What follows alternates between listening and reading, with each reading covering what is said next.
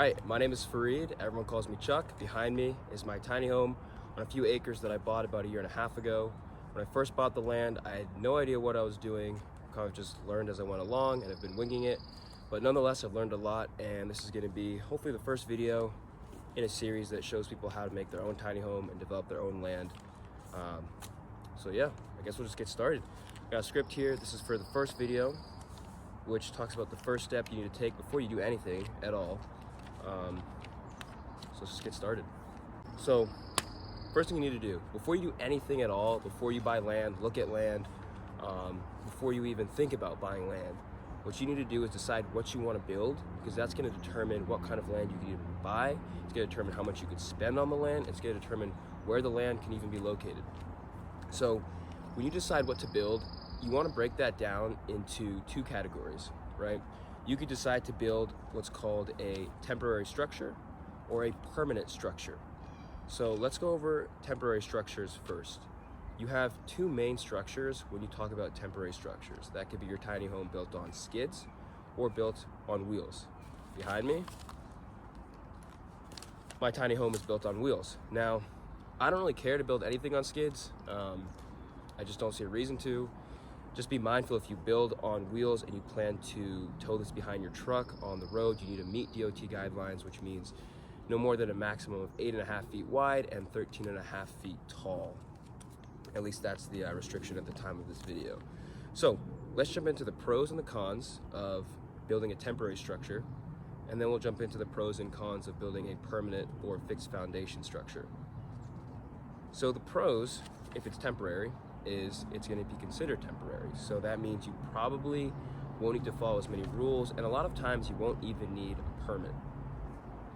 You can also build this off-site. So if I live in, let's say, Los Angeles, New York City, where labor is expensive and maybe harder to come by, I can go have this outsourced or move to, I don't know, the middle of nowhere for a little bit, find much cheaper labor potentially, and build my tiny home there, and then just haul it over to wherever I need to drop it when I'm done.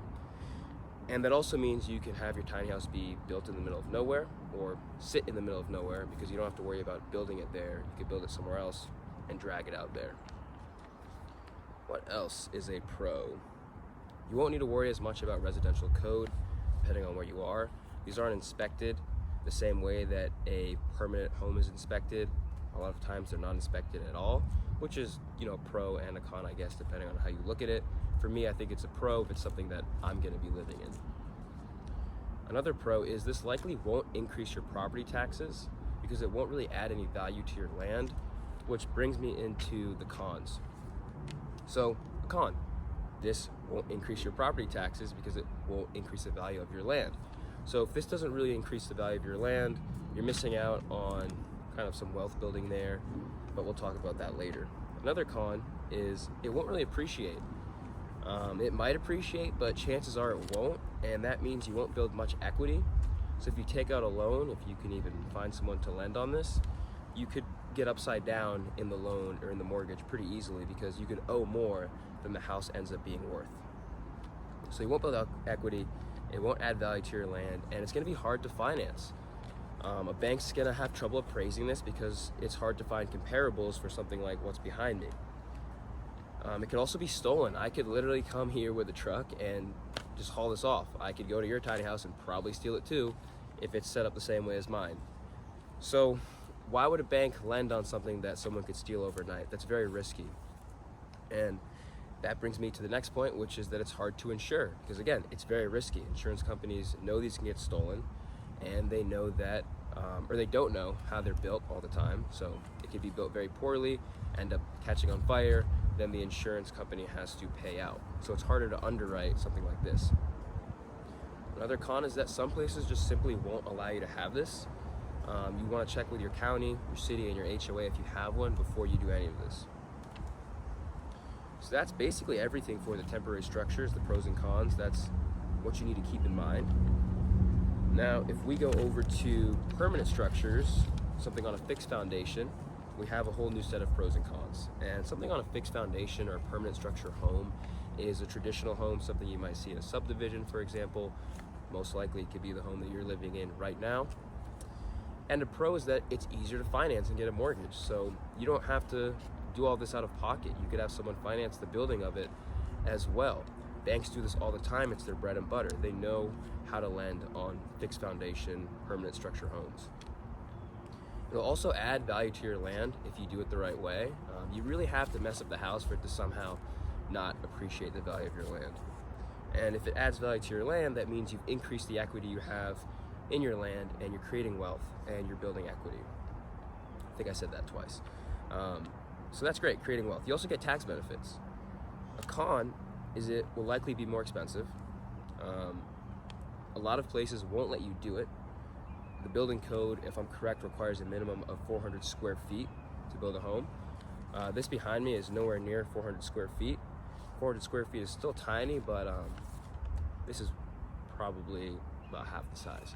So you might not be able to do a tiny home at all unless you build it at least 400 square feet, which still is pretty small, but it's going to cost you a lot more than this probably costs.